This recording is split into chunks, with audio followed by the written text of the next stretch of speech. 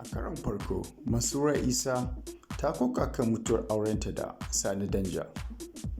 Tun bayan mutuwar auren Masoya Isa da Sani Danja, ba a ji wata magana daga bakin Masoya Isa ko Sani Danja ba akan batun mutuwar auren nasu.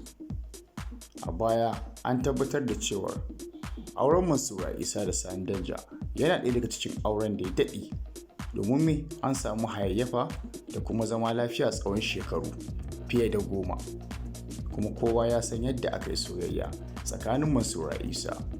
Wasu kuma suna ganin cewar tunda aure ne da aka yi shi a masana'antar kannywood, ba lallai ya daɗe ba, saboda me ba kasafai aure yake daɗewa ba tsakanin ɗan fim da 'yar fim.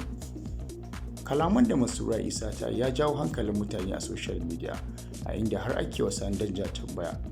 Shi kuma yake cewa duk abin da ta faɗa a je a tambayi ta, tunda ita ta rubuta a shafinta na yanar gizo.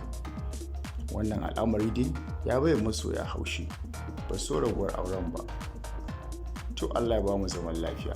Muna so ka danna mana subscribe ko ka danna mana subscribe a wannan channel ɗin tamu.